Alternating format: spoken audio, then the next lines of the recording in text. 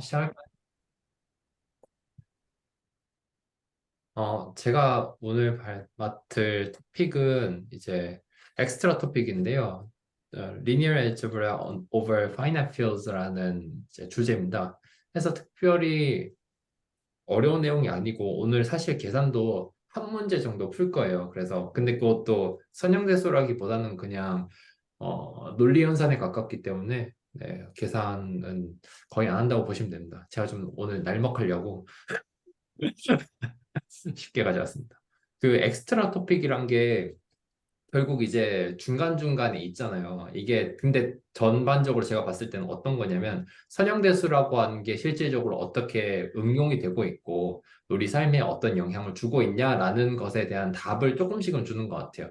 그러니까 그 답은 이제 생각보다 많이 주고 있다가 이제 저자가 얘기하고 싶은 내용 같고요. 그 중에서 오늘은 이제 그 finite field, 그러니까 대수랑 연관되는 지점이고 그 대수랑 연관되는 지점이 우리 삶에 어떻게 연결이 되어 있는지를 좀 이제 간단하게 살펴보려고 합니다. 그 finite field라고 이제 얘기가 나오는데 지금 그림 보시면은 뭐 그룹 있고 링 있고 필드 있고 이게 아마 직문서에서 한 번씩 다 보셨을 그림일 거예요.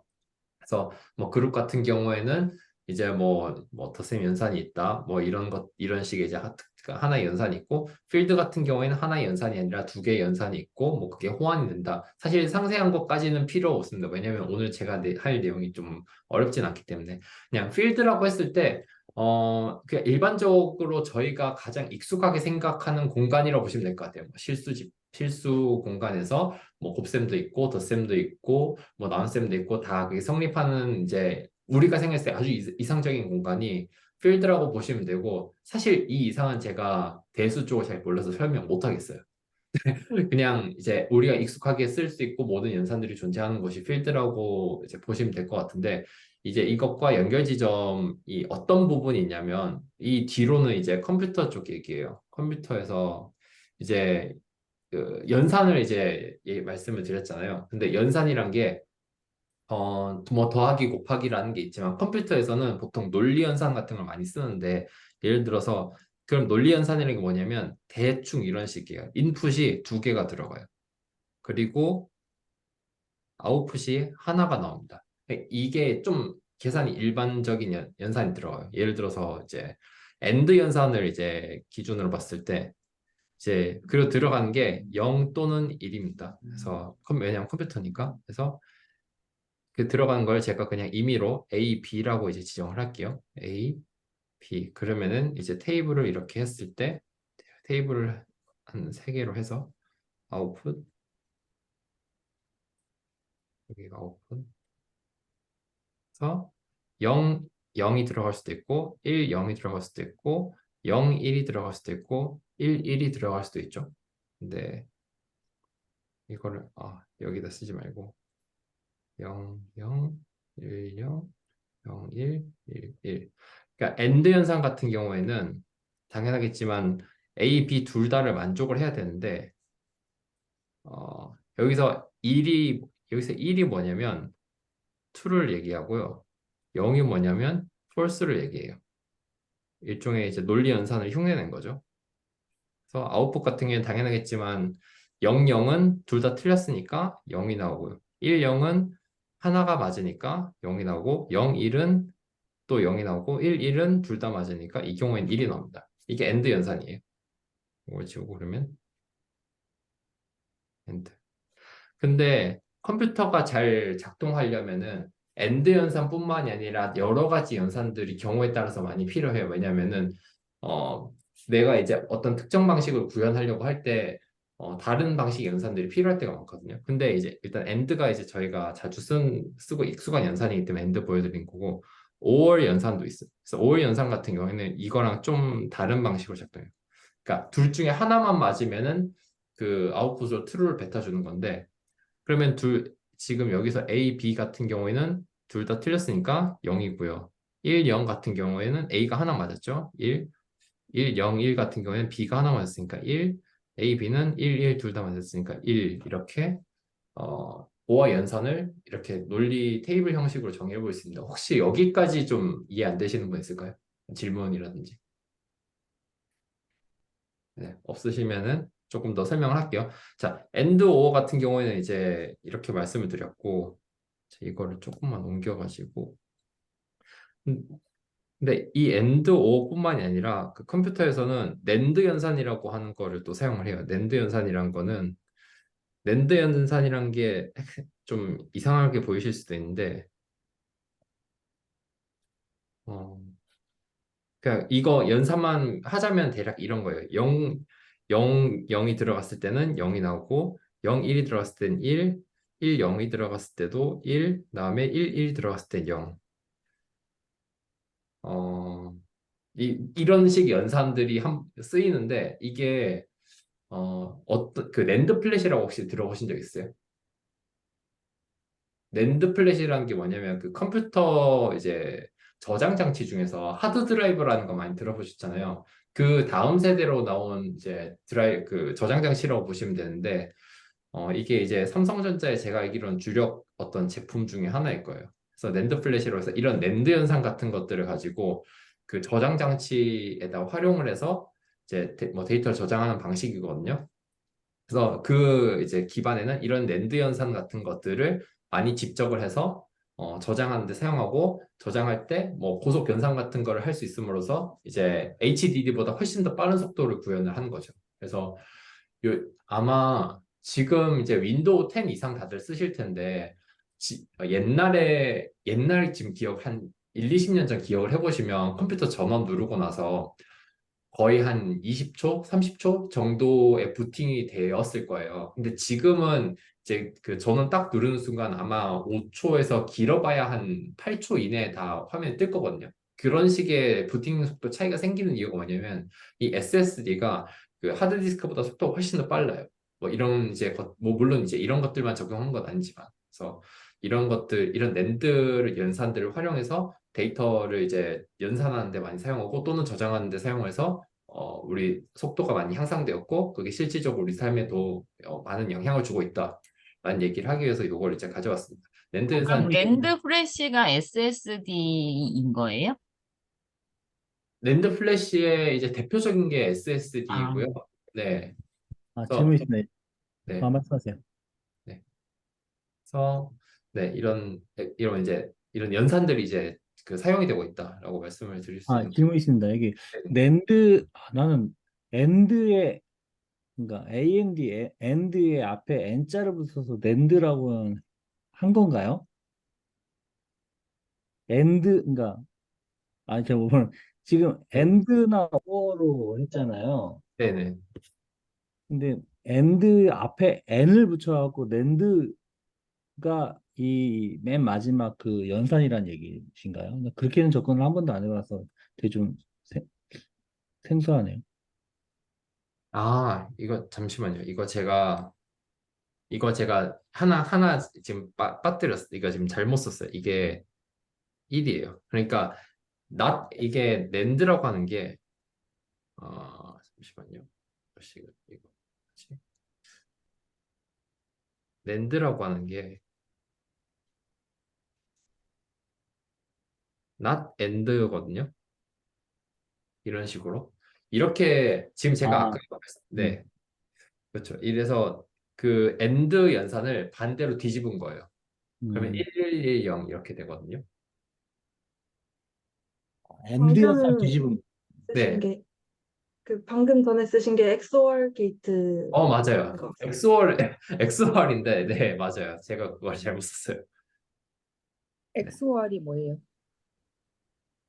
엑스월이 이게 그 X가 뭐 저기 있었는데 그 익스클루시브 오월이라는 거거든요. 그 베타적 논리 합이라는 건데 그 엑스월 같은 경우가 그 머신러닝 같은 거 할 때 이런 문제들을 풀기 위해서 고안이 된 게 머신러닝이거든요. 그래서 0, 1, 1, 0 이렇게 돼요. 맞아요.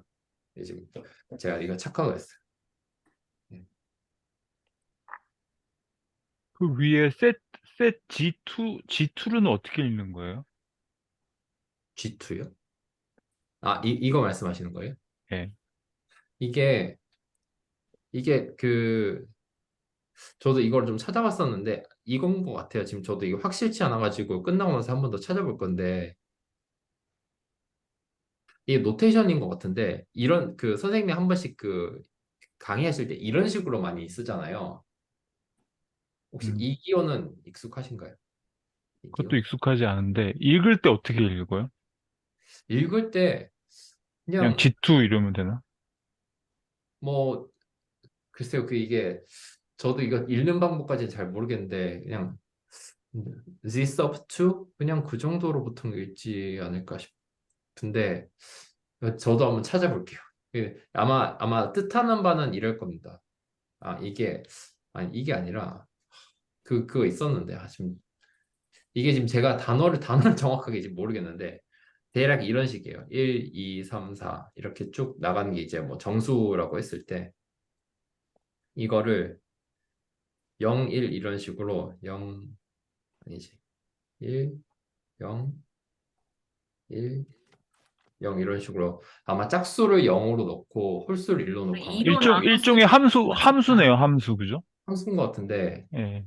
그게 아마 이게 컴퓨터라는 게 이진수 기반이거든요. 그러다 보니까 이게 아마 이진수 관련되어 있는 어떤 집합일 거예요. 네, 저도 이거 찾아보려고 했는데 그러니까 저도 아니면 이거 여기 찾아봤었는데요. 이게 2로 나누어서 그 나머지. 생긴 나머지가 0이 네, 있고 1이 있잖아요. 네. 그러니까 0인 거는 나머지가 이게 정수 중에서 2로 나누어서 나머지가 0이면은 짝수죠, 뭐 짝수. 짝수들의 집합이 되겠죠. 네. 짝수들의 집합. 그 다음에 1이 남으면 홀수. 이렇게 짝수랑 홀수로 나누는 것 같아요, 두 개. 제가 죄송해요. 제가 놓친 것 같은데 under arithmetic mod 2가 그게 나누기인 건가요? 뭐예요, 이게? 그 나머지를 얘기하는 것 같고요. 2로 아, 나눈 나머지. 네. 2로 나눈 나머지. 근데 아, 그게 0도 있고 0하고 1 두 가지가 있다는 거죠. 그래서 집합이 0, 1 이렇게 되는 거고. 그러니까 그 이제 이게 제가 0과 1이 나오는 것까지는 충분히 이해가 되는데 저도 지금 아직 그 보면서 이해가 안 됐던 게 뭐냐면 그 이런 정수 집합이라고 했을 때 양의 이제 뭐 수도 있겠지만 뭐 음의 이제 수도 있단 말이에요. 근데 0과 1이면 그냥 0과 1일 텐데 나머지가 그냥 0과 1이 나오는 건가? 뭐야 막 그 생각이 좀 들어가지고 이건 저도 이 부분은 좀 정확히 이해가 안 되더라고요. 근데 뭐 책에서 이제 막 이렇게 얘기를 하니까 뭐 그러려나 보다 하고 일단 넘어오는 것 같습니다. 그래서 저게요, ZN이라는 게 제가 알기로 뭐라고 읽냐면 Z 모듈러 N 뭐 이런 식으로 읽는 뭔가가 있거든요. 그게 그 추상대수에서 제일 기본으로 나오는 그런 거예요. 그래서 아까 이거 뭐라고 돼야 하지? 아무튼 그 아까 얘기한 것처럼 2로 나눴을 때 나머지가 1이 나오거나 0이 나오거나 둘 중에 하나가 되잖아요. 모든 정수는. 걔네들로 구성된 거예요. 0하고 1만으로 구성되어 있는 집합이 Z 모듈러 2 이렇게 되거든요. 약간 추상대수에서 나오는 그런 개념이라고 보시면 될 것 같아요. 제가 이게 궁금한 게 그러면 음수를 나눠도 0 아니면 1로 다 떨어지나요? 제가 음수까지는 제가 기억이 잘 안 나서 저도 이거 좀 봐야 되긴 하는데, 음수도 예를 들면 음수도 다 가능할 것 같기는 해요. 그 마이너스 2를 놓고도 보면 마이너스 2는 뭐 2 곱하기 어떤 음, 음. K 플러스 나머지를 R이라고 친다면 2 곱하기 어떤 정수 마이너스 1을 넣고 R에는 0이 되는 이렇게 볼 수가 있잖아요. 그러니까 나머지가 0인 걸로 볼 수 있을 것 같아요.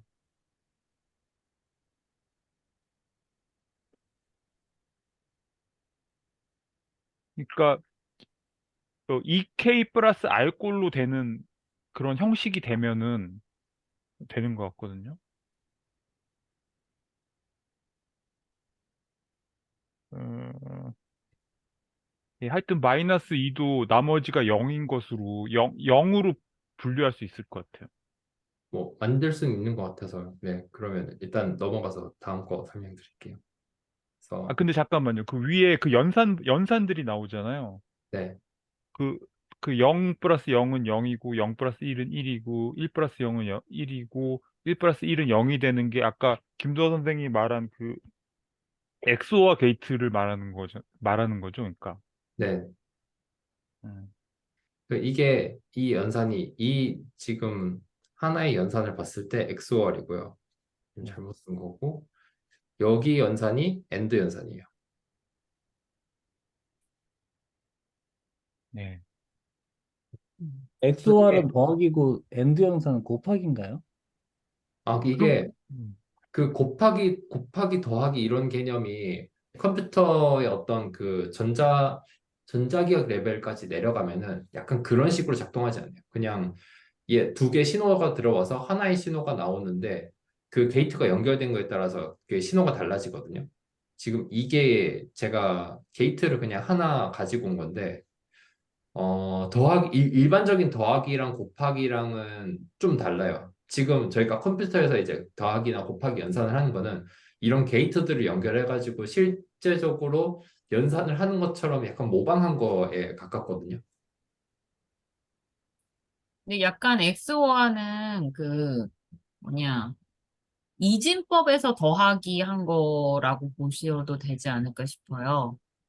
이진법에서 더하기를 한다라는 게 0하고 0 더하기 0, 0 더하기 1 이런 거는 다 우리가 알고 있는 그냥 더하기인데 1 더하기 1을 하면은 2가 되잖아요. 근데 이진법이니까 여기에 0으로 그러니까 이진법이라고 하기 또 뭐하다. 그러니까 Z2라는 세트에서 연산을 한다고 보시면 되는 거예요. 근데 아까 Z2라는 연산이 Z2라는 집합이 0하고 1밖에 없는 거잖아요. 근데 0하고 1이라는 것 자체가 2로 나눴을 때 나머지가 0인 거하고 1인 걸로 나눠지기 때문에 1 더하기 1을 하면 2가 되는데 걔는 2로 나누면은 나머지가 0이 돼서 연산을 해서 0이 된다라고 보시면 될 것 같아요. 이게 저기 증명의 기초에서 이거 비슷한 거 나왔었던 것 같아요.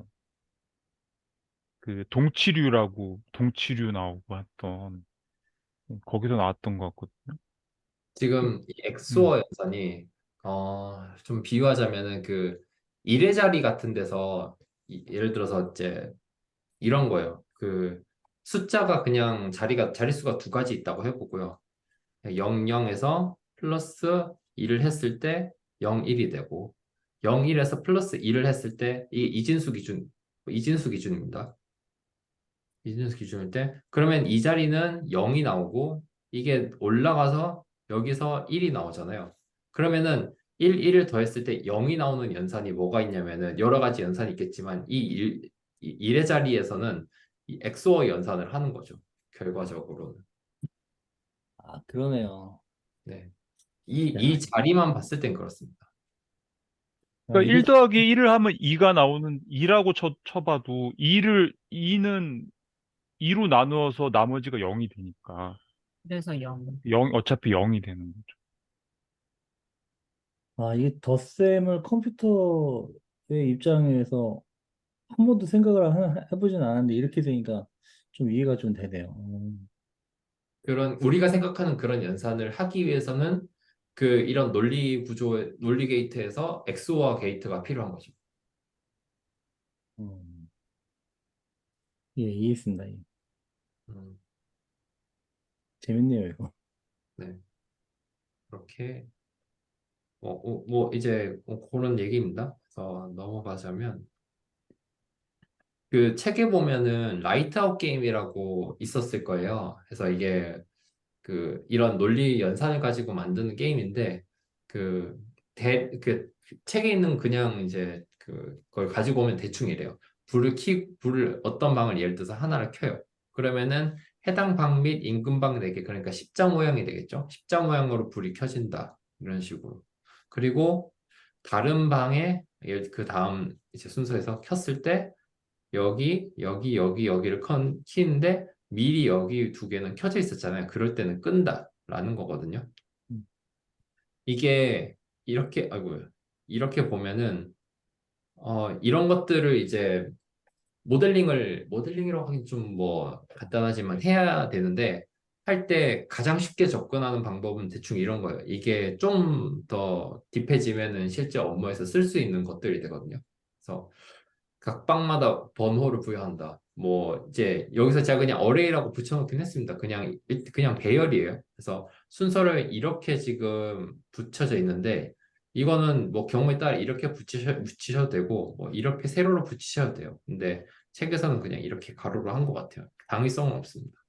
그냥 알아보기 쉬운 대로 순서고, 여기서 이거 지금 틀렸죠? 이거 XO 연산이에요. XO 연산을 지속적으로 수행한다.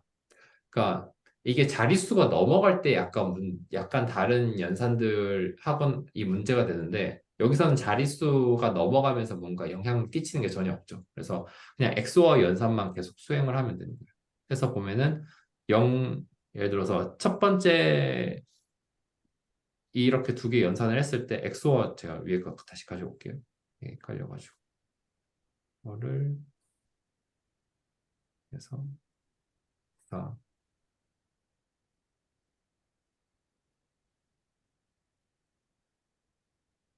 딴 거 좀 씌우고,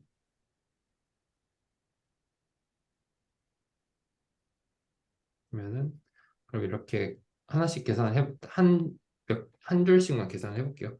0과 0이 더하면 XOR 기준으로는 0이죠. 그리고 다시 0과 0이 나왔으니까 얘는 0이에요. 혹시 이 지금 연산 어떻게 되는지 지금 이해되세요? 아, 이게 일단은 이 0000 이게 어떻게 이렇게 배열이 이렇게 돼 있는 거죠? 00, 112, 000000, 뭐 1110, 뭐 0010 이게 아, 어떻게 이렇게 배열이 되는 거죠? 이게 어떤 얘기냐면은, 자, 순서대로 지금 이게 라운드 0일 때고요. 얘가 라운드 1일 때고, 얘가 라운드 2일 때예요. 그리고 순서를 1, 2, 3, 4, 5, 6, 7, 8 이런 식으로 이제 순서를 아까 말씀드렸듯이 매겼죠. 그럼 얘를 선형대수 그로 표현을 한다면은 0이 계속 이렇게 나오겠죠. 왜냐하면 다 불이 꺼졌으니까. 그래서 쭉 가서 마지막까지 0 이런 거죠. 음. 그리고 라운드 1 같은 경우에는 얘 지금 1, 2, 3, 4, 5, 6인데 1, 2, 3, 4, 5, 6 이런 식으로 불이 켜지고 나머지는 또 다 0이죠. 아, 예. 네, 이거인 거예요. 그리고 라운드 2는 1, 2, 3, 4, 5, 6, 7, 8, 9, 10, 11. 그래서 뭐 1, 2 해서 뭐 7, 8, 11 이런 식으로 지금 음. 이게 밑에 이렇게 적혀져 있는 거예요. 혹시 다 이해되셨나요? 아, 예. 예. 그래서 보면은 죄송한데 켜져 있으면 뭐 1이고 꺼져 있으면 0이고 뭐 이런 식인 건가요? 네, 네. 아, 요 오른쪽에 이렇게 적혀 있죠. 그래서 1, 2, 3, 6번 방 켜져 있을 때 이런 식으로 나오고, 3, 6, 7, 8, 11이 켜져 있을 때 이런 식으로 나온다. 그러면 여기서는 프레스 넘버 1이 아니라 프레스 넘버 2를 했을 때 그 1110, 0100 이렇게 쭉 가는 배열이 프레스 넘버 2일 때일 것 같은데요? 1, 2, 그렇죠. 아, 그럼 내 두 번째 줄. 얘 이거 프레스 지금 여기 넘버 오타가 2. 났네요. 네. 6, 7, 80. 그럼 밑에 건 프레스 넘버 7인가 보다. 그런 것 같아. 3, 6, 7. 그렇죠. 네. 책에 오타가 난 것 같아요. 그러면 이래서 계산을 한번 해볼게요. 그래서 엑소와 저 테이블 기준으로 네. 0 엑소와 0은 0이고 다시 0에서 0이죠. 얘도 마찬가지고 마찬가지 00에서 0인데 0과 1을 하면 1이 나오고요. 0, 0, 0, 0, 0, 0, 5, 0, 1, 1, 그러네. 0, 1, 1, 0, 그러네요. 그다음에 1, 1 이게 0, 1 했을 땐 1이 나오는데 1과 1 했을 때는 엑소와 테이블에서 0이 0이 나오죠. 0 나오고 0, 0, 0, 1, 1, 그다음에 1, 1, 0, 0, 1, 1, 0, 1, 0, 1 그리고 0, 1, 1, 1, 0, 1 이런 식으로 해서 그러면은 이 게임이라는 게 계속 반복이 되잖아요. 이런 식의 엑소와 연산을 라운드마다 계속 루프문으로 구현을 하게 되면은 이게 계속 돌아가겠죠. 어떤 특정 조건을 만족해서 루프문을 벗어날 때까지. 그래서 이런 식으로 라이트아웃 게임이라는 거를 뭐 이제 우리가 쉽게 구현해 볼 수 있다. 뭐 정도로 이제 책에서는 소개를 해놨습니다. 이해되셨나요? 네. 어, 이거는 이제 책에서 나온 예시이고 이게 제가 그 학부생 때 그 이상한 거 하다가 이제 어떻게 하다 알게 된 건데 콘웨이의 생명나무라고 있어요. 혹시 이거 아시는 분 있으신가요?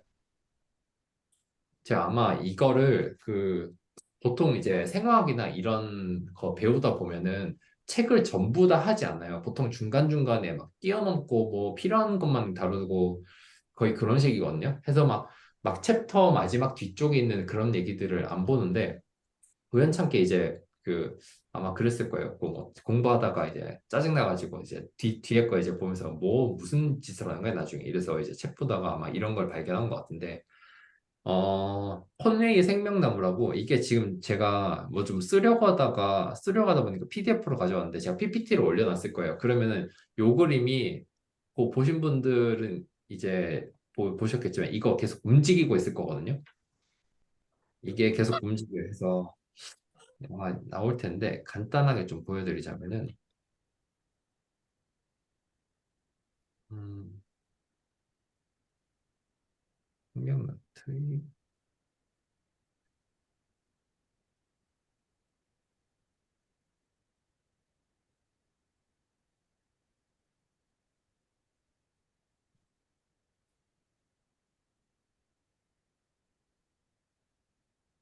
이 맞나 모르겠네. 어, 이건 GIF가 아니고 GIF가 움직일 텐데.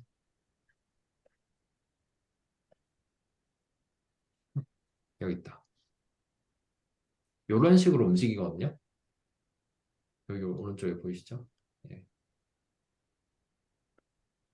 이거 움직이는 알고리즘이 이게 계산한 게 이게 계속 벡터 현상 같은 걸 해가지고 계속 이제 나오는 거라서 요거를 오늘 잠깐 설명을 드리려고 합니다.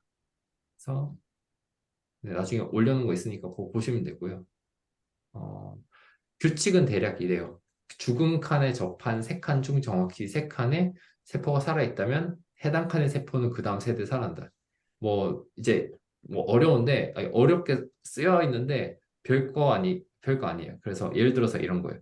세포가 총 이제 그 아홉 칸을 기준으로 했을 때 내가 예를 들어 이게 세포 기준으로 세포가 이제 뭐 첫 번째 라운드가 있고 두 번째 라운드에서 그럼 첫 번째 라운드에 근처에 세포가 이렇게 한 세 개 정도 있다. 그러면은 얘는 이제 사는 거예요.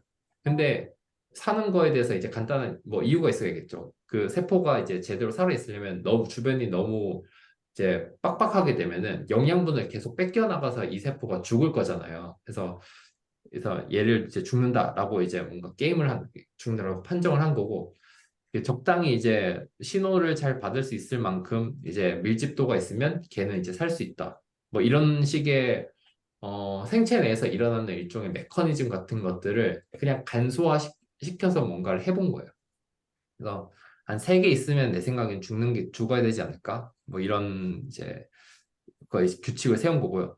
네 개 이상 뭐 이런 식으로 한 다섯 개부터는 죽어야겠네. 이거 너무 빡빡해. 뭐 이런 식으로 이제 이런 규칙들을 세워놓은 겁니다. 이거 이제 뒤에 거 보면서 조금 이제 설명을 다시 드릴게요. 예를 들어서 한 다섯 칸 정도 이렇게 이제 십자가 모양의 이제 세포가 이미 이게 초기 값으로 주어졌다고 치고 이 초기 값에서 그 다음 값으로 넘어갈 때는 이 가운데 있는 조금 확대를 하자면 얘 같은 경우는 이제 주변에 세포가 이미 4개가 이제 이미 분화가 되어 있잖아요. 그러다 보니까 얘는 너무 빡빡해서 영양분을 받지 못해서 죽어요.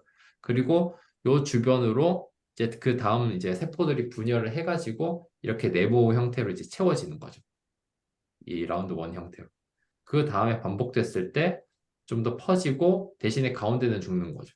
그리고 그 다음으로 넘어갔을 때 좀 더 퍼지고 이런 것들은 이제 죽는 거죠. 그래서 이런 것들을 아까 모아놨을 때 그런 식으로 뭔가 살아있는 것들, 뭔가 움직이는 모양처럼 이제 만들어지거든요. 그게 그 코네이가 말한 뭐 생명나무 게임. 네. 그래서 이런 것들이 계속 라운드마다 계속 움직여요.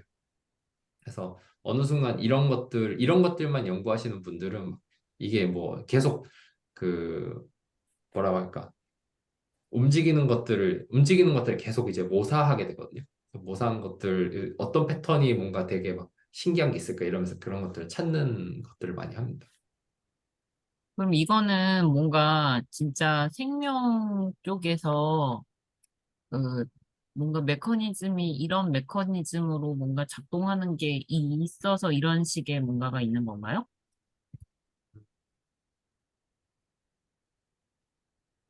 그냥 장난으로 한 것 같은데. 그런 걸까?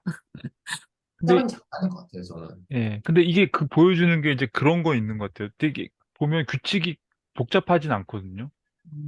이걸 만든 수학자가 이제 몇 가지 규칙을 세워놓고 1세대, 2세대, 3세대 더하면서 이게 이 무늬가 어떻게 바뀌는지를 이제 보는 거잖아요. 근데 굉장히 단순한 규칙인데 그, 이렇게 변화가 일어나는 양상은 굉장히 복잡하거든요. 그래서 저는 이 만든 사람들 생각이 처음에 우리 생명체도 처음에 이렇게 아주 단순한 어떤 뭐 유기화합물 같은 게 아주 단순한 규칙의 메커니즘에 의해서 이렇게 복잡한 그 변화를 일으킬 수 있다 이런 거를 뭐 보여주기 때문에 이게 음, 생명 게임이다 이렇게 붙지 않았을까 제 생각이에요. 예, 모르겠어요 맞는지는. 되게 아, 재미있는 모양도 있더라고 진짜 막 이렇게 쭉 이렇게 움직이는 게 있어요. 막 혼자서 움직이고 그런 게. 뭐 그런 패턴들 있어요. 뭐 자꾸 이게 뭔가 뭐라고 하지? 총 같은 걸 계속 쏘는 패턴들도 있고요. 지금 이게 대표적인 이제 패턴 중에 하나인데, 이 블링커라고 하는 패턴이거든요.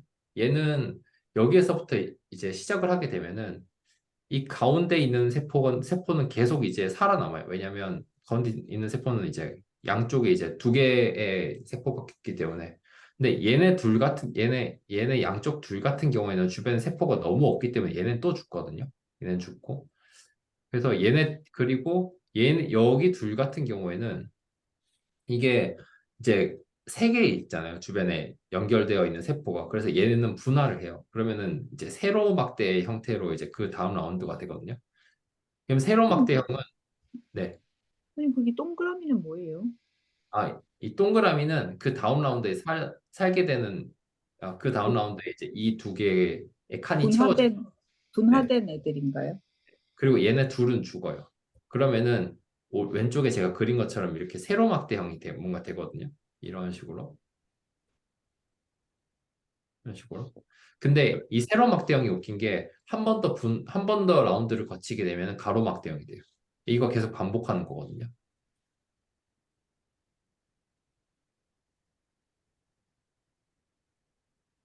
음, 이게 규칙만 이해하면은 이제 되는데 규칙을 좀 처음에 말로 설명해 놓으니까 좀 이해하기가 좀 어렵긴 하더라고요. 근데 예. 그러니까 이게 검은색으로 표시하는 걸 이거 하나의 세포라고 표현하더라고요. 세포. 맞아요. 예, 세포 세포 한 칸 한 칸은 세포인데 여기 지금 검은색 세 개가 살아있는 세포고 살아있는 세포가 처음에 세 개 있잖아요. 근데 세포는 그 주변을 둘러싸고 있는 8개가 어떻게 되느냐에 따라서 결정돼요. 다음 세대에 어떻게 될지가. 그 주변을 둘러싸고 있잖아요. 8개가. 예, 8개가 둘러싸고 있거든요.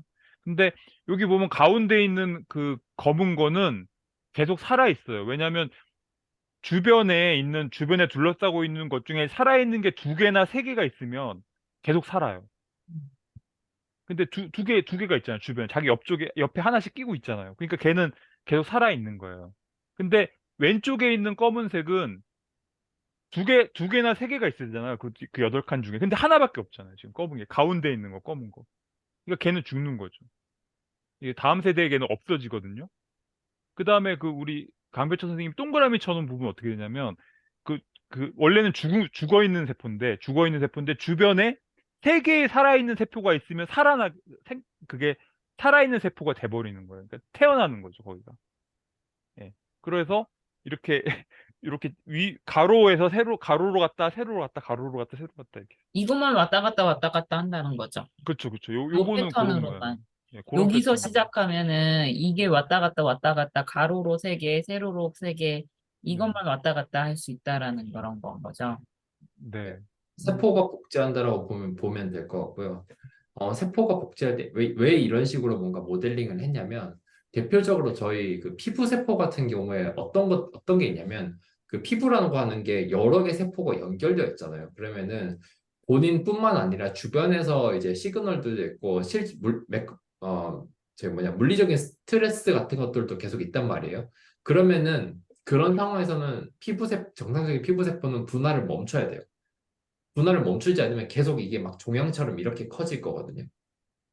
그러니까 그런 것들을 이제 모사하려고 하다 보니까 이제 이런 식의 이제 뭐 게임 같은 거를 뭔가 만들어내지 않았을까 싶고요.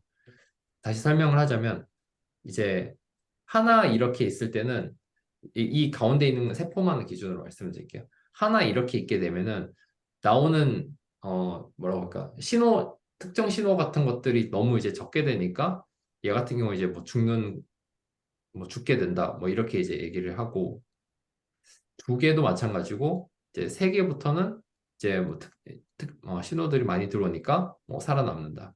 4개부터는 뭐 아, 4개부터 2개도 사는 것 같아요. 아, 2개, 3개까지는 2개, 3개까지는 살아 있고 4개부터는 너무 스트레스가 많이 들어오니까 얘는 죽는다. 뭐 이런 식으로.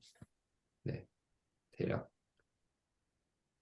그래서 선생님 이런 그 생명나무 같은 거를 암, 뭐 피부, 암 이런 거 모델링 할 때 쓴다고 얘기하시는 건가요? 어디에 쓰는 건가요? 사실 이거 그냥 장난삼아 만든 분야인 것 같은데 이걸 다이렉트로 쓰지는 못해요. 왜냐면 이게 너무 생체 내에서 일어나는 일들을 간소화시킨 거거든요. 보통 이렇게 절대 접근을 할 수 없고 보통 암 같은 경우 많이 어떻게 접근을 하게 되냐면 저희 같은 경우는 이제 그 시퀀싱 같은 거를 하게 되면은 그 이런 특정 세포에서 나오는 그 발현량 그러니까 RNA가 이제 저희가 재고자 하는 양들이 많은데 그런 것들의 발현량 같은 거 이렇게 잴 수가 있어요. 그래서 뭐 정상 뭐 암세포 같은 경우에는 뭐 이런 식으로 뭐 특정 뭐 피크를 친다든지 그러면은 이 부분이 뭔가 좀 문제가 있지 않을까. 그래서 이런 것들을 이제 재가지고 뭔가 야, 이런 거 문제 있어. 이렇게 이제 접근을 하지. 이런 것들을 뭔가 하진 않거든요. 그냥 이제 저도 이게 학부 때 지나가면서 한번 본 거기도 하고 최근에 이거 어디서 무슨 뭐 유튜브 찾아보다가 이것들 또 연구하시는 분들이 있길래 이거 한번 해드리면 좋겠다 싶어가지고 일단 이걸 가져오긴 했습니다. 그래서 다시 말하자면 이거를 뭔가 연구할 때 직접 쓰진 않아요. 네, 직접 쓰기에는 너무 뭔가 없죠. 네, 그 저희 생물학 하시는 분들이 좋아하는 거는 제일 많이 좋아하는 건 그거예요. 어떤 세포 안에서 어떤 단백질이 뭔가 저희가 업 레귤레이션 되고 다운 레귤레이션 됐을 때 어떤 신호가 활성화되고 그 신호를 따라서 결과물은 이렇게 나와 라는 게 가장 좀 이상적인 얘기란 말이에요. 근데 지금 보여드리는 거는 이렇게 얘기하면 아마 좀 태클이 많이 걸릴 겁니다. 그러나 뭐 이런 분야도 있다라는 걸 좀 이제 한번 말씀드리고 싶은 거고 마침 이게 그 선형대수 지금 저희가 배운 것들하고 연산하는 과정에서 좀 많이 닮아 있는 게 있기 때문에 네, 이런 방식으로 뭔가 재밌는 걸 이제 찾아볼 수 있다 라는 겁니다. 그다음 넘어가서 그 생명나무 관련된 설명을 드렸고요. 지금 하나 더 예시를 가져온 게 이것도 지금 제가 그 움직이는 건데 지금 제가 PDF로 뽑다 보니 안 움직여서 하나 좀 가지고 다른 걸 좀 찾아가지고 보여드리자면 얘 말고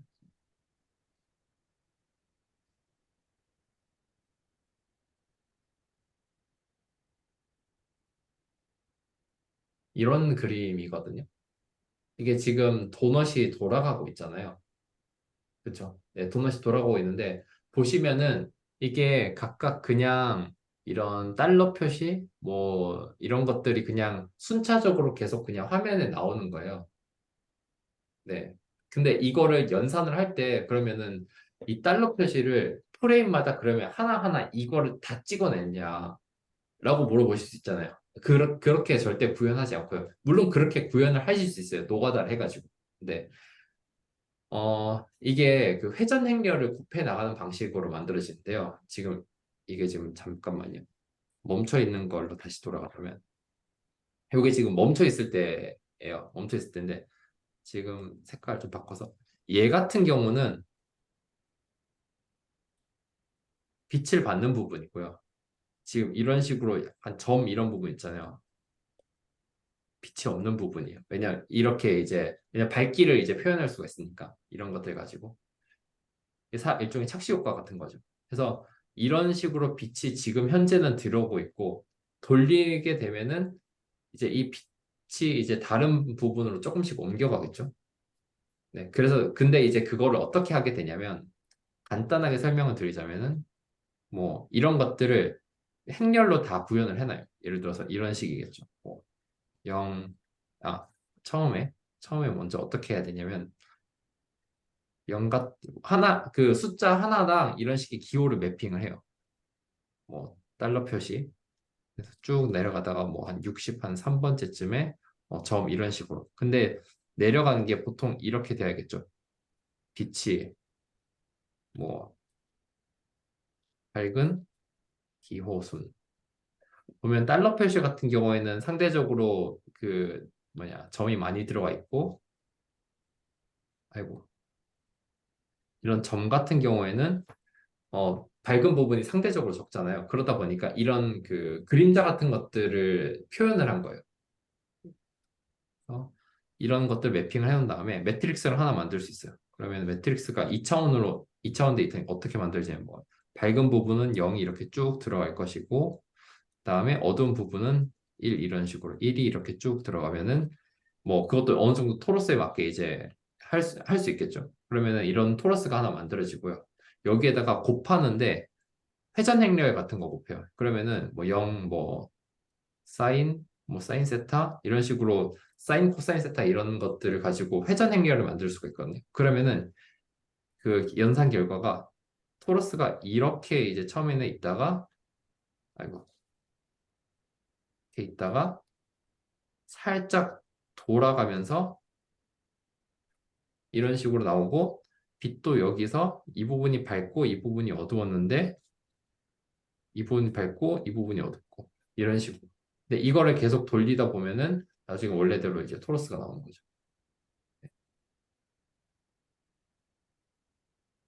음, 아, 재밌네요, 이거. 그거를 이게 소스 코드가 다 구현이 되어 있어요. 그래서 그 짓을 반복을 하게 되면은 이렇게 되는 겁니다. 이거 절대 하나하나 프레임을 가지고 찍어서 그거를 코드를 집어넣어서 이렇게 하지 않아요. 다 회전 행렬 같은 것들을 곱해가지고 이런 것들을 구현한 겁니다. 이게 딱 이런 것들만 있는 것도 아니고 보면은 종류 되게 많거든요. 이런 식으로 위아래로 돌아가거든요. 그럼 왜냐하면 어떤 회전을 주고 어떤 각도에서 그림자를 그러니까 그 빛을 때리느냐에 따라서 나오는 행렬들이 다를 거잖아요. 다를 거잖아요. 이런 것들도 있고 종류는 되게 많습니다. 그래서 뭐 이런 식으로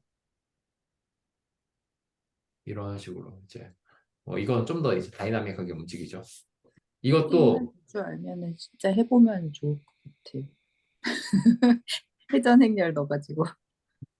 이게 소스 코드도 다 있고요. 이런 것들 한번 시간 있을 때 한번 해보시면 좀 재밌을 거예요. 얘는 회전을 이쪽으로 했다 저쪽으로 했다가 뭐 왔다 갔다 하는 거네요. 네, 그렇죠. 이거 혹시 저기 슬랙에다가 그 소스 코드 좀 공유해 주실 수 있나요? 제가 찾은 거 한번 올려놓을게요. 네, 네. 감사합니다. 이런 거는 아마 좀 이제 한 방향으로 움직이는 게 아니니까 구현이 조금 까다로울 거고요. 좀 쉽게 할 수 있는 게 아까 보셨던 것처럼 이제 한쪽 방향으로만 쭉 움직이는 게 있거든요. 근데 그것도 그냥 도는 게 아니고 각도가 있더라고요. 네, 그래서 맞아요. 그것도 다 코딩에 넣을 수 있고 코딩을 계속 했었어요. 뭐 구현하다 보면 가끔 그런 게 생기는데 이제 뭐 예를 들어서 뭐 이런 것들을 구현한다고 했을 때 회전 행렬을 잘못 넣게 되면은 보넛이 이제 찌그러져 가지고 막 뭐 어디 뭐 사라진다든지 아니면은 갑자기 뭐 사각형이 된다든지 그런 것들이 많이 생기거든요. 요런 것들이 이제 상대적으로 구현하기 쉽지 않을까. 그래서 뭐 소스 코드는 제가 아마 찾았던 건 한번 올려드릴게요. 행렬, 질문이 있는데, 선생님. 아까 여기 행렬은 0하고 1만 있는 건가요? 행렬이라고 하는 게 어디 쪽에 있는 행렬을 말씀? 정의할 때 달러 표시는 0이라고 했고, 아, 이거요. 네. 이거 구현하긴 안. 점은 1이라고 하셨는데 0과 1만 넣을 수 있는 건가요, 여기? 아니에요. 전혀 그렇지 않고요. 이건 제가 이제 그 뭐 저기 모식 그냥 좀 쉽게 이해를 위해서 하신 거고요. 설명하기 위해서 한 거고 실제로 절대 이렇지 않고 뭐 아까 토러스를 기준으로 이제 설명 간단하게 하자면 뭐 예를 들어서 지금 이것도 지금 제가 너무 제대로 안 해놓은 건데 구현을 할 때 사실 구현하는 거는 이제 사람 마음이건 그 개발자 마음이거든요. 그래서 0 같은 경우에는 나는 이제 지금 제가 그냥 그, 그 음, 코드 같은 거를 이제 대충 말로 구현을 해볼게요. 여기는 빈 공간. 왜냐면은 이 부분이 이제 토러스를 구현한다고 해서 이 부분이 다 비어야 되잖아요. 이런 부분들이. 음, 이런 부분 다 비어야 되니까 0 같은 경우는 빈 공간이라고 이제 치고 1 같은 경우에는 달러 표시, 뭐 2 같은 경우에는 뭐 느낌표, 3번 같은 경우에는 는 뭐 이런 식으로 그냥 쭉 해서 뭐 숫자를 뭘 쓰든지는 이제 그것도 사실은 쓰는 사람 마음인데요. 저는 한 16번까지 그냥 있다고 치겠습니다. 16번은 점 정도. 그래서 이렇게 구현했을 때 토러스를 이렇게 구현을 하고 싶다고 했을 때 그러면 이쪽 대각선은 다 비어 있어야 되잖아요.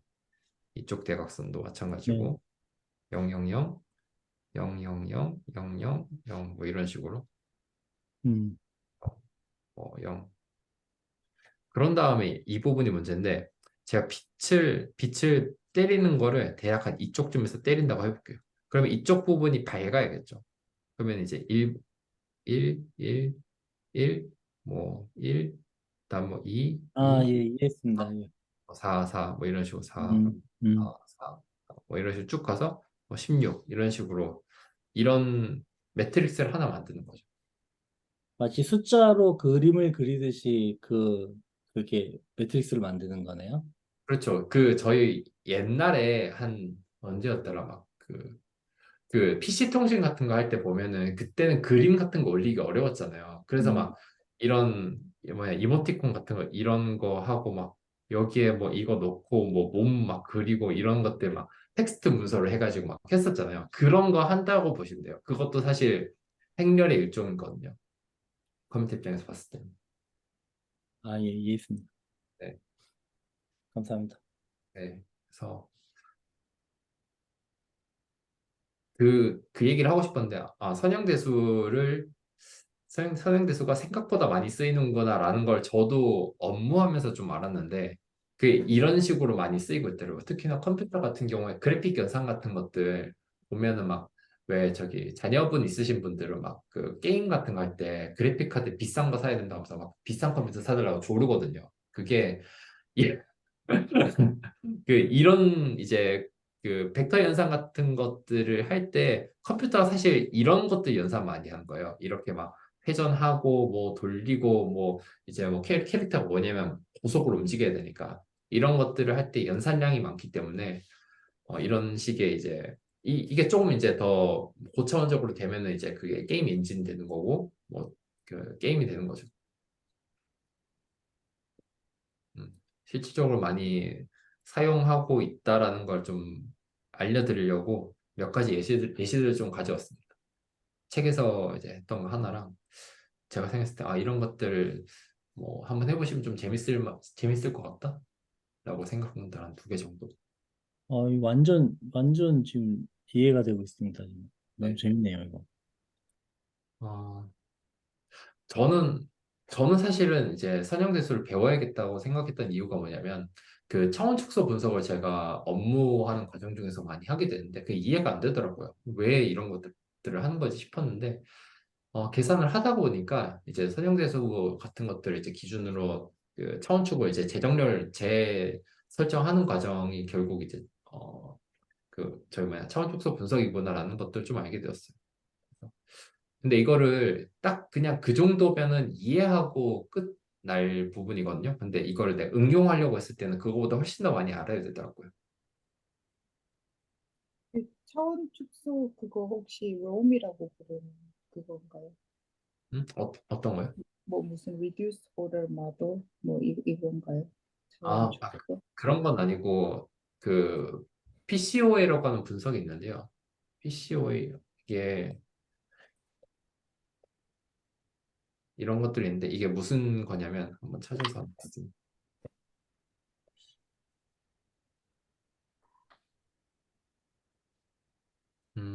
이런 것들 하는 거예요. 뭐 이것도 만 이게 그 저희가 이제 그 마이크로바이옴 데이터를 다루는데 조금만 확대해 주세요, 선생님. 네. 요거를 잠시만요. 좀 보이시나요? 이게 지금 본다고 알 건 아니지만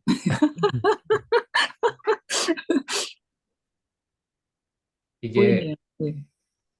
이게 저희가 마이크로바이옴 데이터 같은 거 분석할 때 최종적으로 알고 싶은 거는 어떤 그 특정 이제 환경 조건에 있는 샘플과 샘플 간의 거리거든요. 이 거리를 재고 싶은데 문제가 뭐냐면 이게 차원축이 뭐 미생물이 한두 가지는 아닐 거 아니에요. 뭐 수백 수천 가지니까 그거를 매트릭스로 그렸을 때는 2000 차원에 있는 데이터들을 눈으로 볼 수가 없기 때문에 그런 이제 그 거리를 가장 반영하는 차원 축을 한 2가지, 많게는 3가지 정도 설정을 하거든요.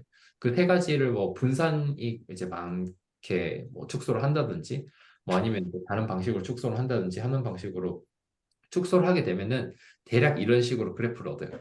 그러면은 뭐 파란색 그래프랑 빨간색 그래프랑 뭔가 차이는 있다 정도 이제 내야 되는데 제가 이게 이해가 안 되더라고요. 왜 차원 축소를 해야 되는지가 처음에 이해가 하나도 안 되더라고요.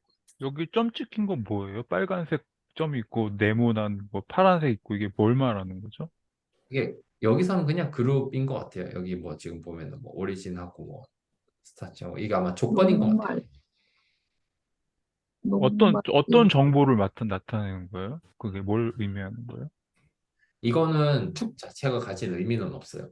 이거는 말 그대로 어떤 그 뭐라고 할까 2000 뭐 n 차원에 있는 데이터를 가장 뭐랄까 분산이 높은 방식으로 그냥 축을 재설정한 거거든요. 그러다 보니까 이 축 자체는 별다른 의미가 없고 여기서 보셔야 되는 거는 이 지금 네모난 것들이나 동그라미 같은 것들은 똑같은 조건을 처리했는데 다른 곳에서 샘플링한 것들일 거란 말이에요. 그러면 얘네들이 묶이는가 안 묶이는가 이런 것들을 보는 거죠. 이게 이제 차원 축소 분석이에요. 네. 하도 모르겠다, 이거. 음. 뭘 하는 건지 하도 모르겠는데. 마치 이런 느낌인데 고차원적인 그런 부분들을 차원을 축소해서 그게 그룹핑이 되느냐 뭐 이런 느낌인데 맞나요? 그렇죠. 음. 그런 방식으로 많이 하는데 제가 이제 이게 약간 여담인데 그 제가 이제 회사에서 분석을 할 때 인천 그 깔따구 사건이라고 혹시 깔다고? 기억하시고 있으세요? 들어본 것 같기도 하고 뭔지 모르겠는데. 그것도 한 몇 년 됐을 거예요. 인천에서 이제 한번 깔따구 그 사건이 한번 난 적이 있어가지고 이제 수돗물에서 뭐 이제 벌레 같은 게 뭐 나온다고. 아, 네, 그 네, 사건이 그런 있었어요. 것 같아요. 이게 되게 컸었거든요. 좀 심각했었는데 저희도 어쩌다 보니까 뭐 수돗물이 한 8개가 들어온 거예요. 8개가 들어왔는데 그걸 가지고 이제 분석을 해봤죠. 차원축소 분석을 마지막으로 진행을 했는데 하나가 이제 이렇게 있고, 그러니까 총 8개 샘플 중에서 하나가 따로 떨어져 있고 나머지 7개가 이렇게 모여 있는 거예요. 그래서 나중에 알고 보니까 여기 모여 있는 것들이 그냥 수돗물이었고 얘가 이제 수돗물을 만들어지기 전에 원수였던 거죠. 그래서 이 차이가 좀 많이 나는구나. 결과 예상했던, 그러니까 저희는 이거 모르는 채로 이제 분석을 했었는데 결과를 잘 반영하는구나 라는 생각을 그때 했었죠. 그러면 그 원수를 따로 분리해서 거기에 뭐가 들어있었다 이런 걸 알게 된 건가요? 그 원소에 있는 그 미생물과 이제 처리한 미생물 간의 차이가 크다 정도를 아, 이제 차원축소 분석을 하면 알게 된 거예요. 다 다르다를 보여주는 거예요. 다르다를 알고 싶을 때. 근데 들어온 샘플 8개가 전부 다 원수랑 수돗물이랑 그러니까 원수였는데 수돗물로 처리된 물이었을 거잖아요. 그러니까 7개는 그렇죠. 7개는 그렇고 아, 하나는 한 개는 처리 원수였어요. 처리전. 예, 처리 전후를 비교해 보고 싶었는 거예요. 아마 근데 그때 그냥 명확한 결론이 나진 않았어요. 왜냐하면 저희가 이제 분석을 했을 때 볼 수 있는 것들이 한계가 있다 보니까 네. 그 정도에서 아마 마무리가 됐던 것 같아요. 그, 죄송한데, 차원을 축소해서 그 안에 있는 마이크로바이옴을 보는 거죠. 근데 마이크로바이옴 사이의 거리를 아까 본다고 하셨는데,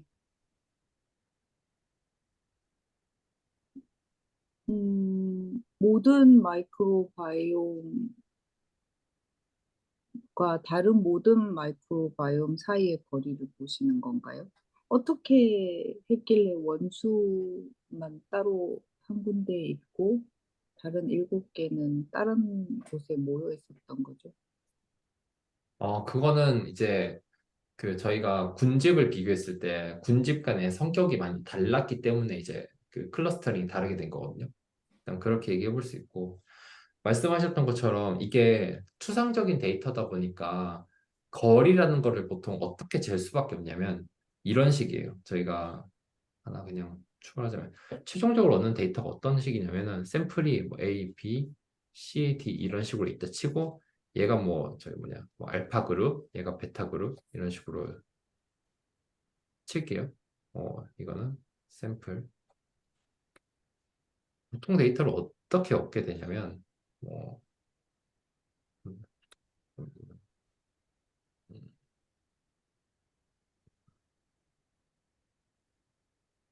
음, 이 정도만 일단 할게요. 뭐 이콜라이 대장균이에요. 대장균이 A에선 100개, B에선 200개, C에서는 뭐 1000개, D에서는 1500개. 외에는 뭐 시콜라이 얘는 이제 저기 식중독균 중 하나예요. 얘는 50, 빵, 뭐 3000, 5000 이런 식으로 쭉 이제 데이터가 오는데 이게 대략 한 1000에서 2000 정도가 돼요.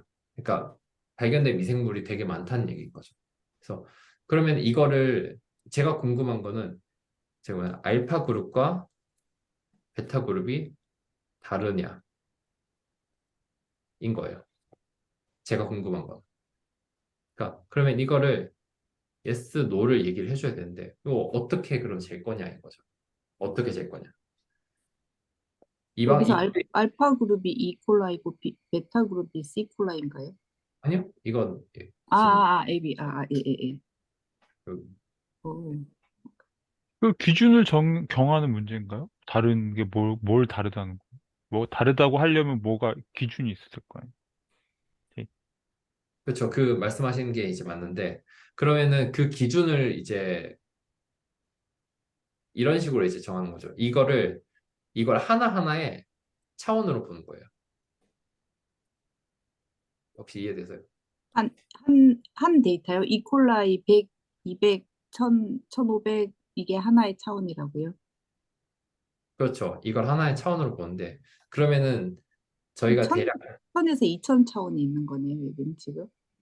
그렇죠. 그래서 아, 이제 저희가 보통 이런 축을 뭐 X, Y 이런 식으로 이제 두잖아요. 이게 아니라 뭐 아이고, 지웠네. 콜라이, 시콜라이 이런 식으로 두고 지금 뭐 생각 중에 뭐 50, 100, 다음 뭐 이런 식으로 뒀을 때 뭐 여기쯤에 이제 뭐 A, B, A 또는 B가 대충 이렇게 모여 있겠죠. 왜냐면 뭐 가까우니까. 그리고 C, D가 뭐 대략 이런 식으로 있겠죠. C, D. 왜냐면 얘네들이 이제 상대적으로 값이 크니까. 그러면 얘네들이 뭔가 좀 이렇게 다르게 있구나. 그러니까 이거밖에 할 수 없는 거예요. 다른 음. 방식은 따로 없어요. 근데 그러니까 선생님 여러 가지 그러면 항목 중에서 저 두 가지만 놓고 기준으로 주로 보겠다 이거네. 아니죠. 그러니까 그 일단 말씀하신 게 맞아요. 두 개만 이제 발견이 되었다면은 말씀하신 게 맞는데 음. 이게 1000에서 한 2000, 많게는 이게 뭐 10만 넘게도 가거든요. 그러면은 이런 식으로 이거를 나타낼 수 있을까요? 그래서 차원 축소라는 게 결국 저기 두 가지만 보겠다는 뜻 아닌가요? 그런 뜻이 하는 게 아니에요? 어, 근데 차원은 여기서 선생님 그 마이크로 그 음. 뭐라 해야 되죠? 그 생명체 한 종류마다 한 차원을 주는 것 같은데요. 그러니까 그쵸. 만 개가 있으면 만 음. 차원이 되는 건데 그럼 여기서 차원 이거는 축소를 제가 어떻게 하게 돼요? 하나도 모르니까 제가 뭘 모르는지를 모르는 상태라서 근데 그 질문하기 어렵네. 근데 지금 저는 그냥 그렇게 이해했어요. 이 여러 가지 중에서 뭔가 구별을 해야 되는데 이거를 천 개나 되는 2000개 되는 항목을 다 비교할 수 없어서 줄여서 보겠다는 몇 가지를 핵심적인 걸 놓고 보겠다 이런 건가 싶어가지고. 제가 이야기로는 만 개를 본다면은 만 개에 대해서 A, B만 모아서 보는 거잖아요. A, B를 모아서 보고 C, D를 모아서 보는 건데 그 자체를 차원 축소라고 부르는 건가요? 만 개를 그냥 A, B, C, D 이런 식으로 그룹화 해가지고 보는 여기 거니까. 축이 두 가지 축만 있어가지고 전. 아, ABC는 네. 샘플이고요. 네, ABC는 샘플이에요. 그래서 아, 그러니까 알파, 베타. 예. 그래서 이게 다이렉트로 이제 이 차원들을 이제 갖다 놓을 수가 없잖아요. 그래서 어떤 방식으로 이제 하냐면 축이 뭐 여러 가지 이제 이렇게 쭉 이제 있다 치겠습니다. 뭐 축이 뭐 n 차원이 있으면 이제 여기 축이 엄청 많겠죠. 뭐 이런 식으로. 근데 가장 잘 반영하는 축이 있어요. 그 축이 어떤 축이 그 가장 잘 반영하는 축을 하나로 이 전체 데이터를 지금 대략 표현해 볼 수가 있어요. 그게 어떻게 하면 되냐면 우리가 지금 이런 두 가지 축이 있지만 이런 축을 하나 설정을 해볼 수가 있죠. 뭐 예를 분산이 들자면, 가장 네, 적은 축 뭐 이런 건가요? 예를 들자면 이런 거예요. 예, 그래서, 부분 공간이 나온다. 오호. 그래서 프로젝션을 이제 시키게 되면은 이게 이 축은 그냥 뭔지 몰라요. 그냥 이거는 특별한 축은 그냥 임의로 설정한 축이에요. 그냥 이 전체 데이터를 가장 작은 차원에서 반영할 수 있는 축인데 하나의 축을 예를 들어서 그냥 이렇게 설정을 한다고 봤을 때 A, B, C, D가 뭐 대략 이렇게 수직선상에 놓을 수도 있겠죠. N차원 데이터를 축소할 때는 대략 이런 식의 방법들을 많이 사용해요. 그거를 그 축으로 프로젝션 한다고 표현하시는 건가요? 아까 프로젝션이란 말 쓰셔가지고. 근데 뭐 분해라고 할 수도 있고 근데 혼용해서 쓸 수 있을 것 같아요. 네. 그러니까 뭔가 여기 가장 평균하고 가까운 것들이 모여 있는 축을 하나 찾는다는 거죠. 만 개의 축 중에서. 그렇죠. 이 퍼짐 정도를 가장 잘 반영할 수 있는 축을 조금씩 이제 그러니까 하나씩 찾아 나가는 거죠. 음. 아, 거기에 소년대수 같은 그런 게 있네요. 네, 해서 신기하다. 네, 이 과정에서 이제 저기 고유값 그 아이겐밸류, 아이겐벡터 같은 게 나오더라고요. 그래서 음. 아이고, 네, 뭐 차원 축소는 뭐 이렇게 이제 뭐 알고리즘만 설명하면 대략 이렇습니다. 감사합니다. 재밌네요. 신기해요. 재밌네요. 감사합니다. 네, 그 재미가 있었으면 좋겠는데 제가 제 업무를 잘 모르거든요. 그래서 재밌었어요. 너무 재밌었어요, 선생님. 아이, 예. 약간 이해가 돼요. 그러니까 그 사이에서 고리를 찾을 수 있지. 네. 사실 그렇게 접근하진 않아요. 이게 그 측도로 같은 것에서 보면은 메저러블, 넌 메저러블을 나누는 것에서부터 시작을 하던데 저희가 다루는 건 대부분 그냥 메저러블 하다 그냥 치우고 그냥 하거든요. 네, 그래서 막 그 정도로 막 딥하게 이론적으로 접근하진 않고요. 뭐 저희가 어떻게든 결과값만 나오면은 뭐 회사에서 월급 먹고 살 수 있으니까 그런 거죠. 네, 뭐 시키는 거 다 합니다. 근데 기록은 중지할까요?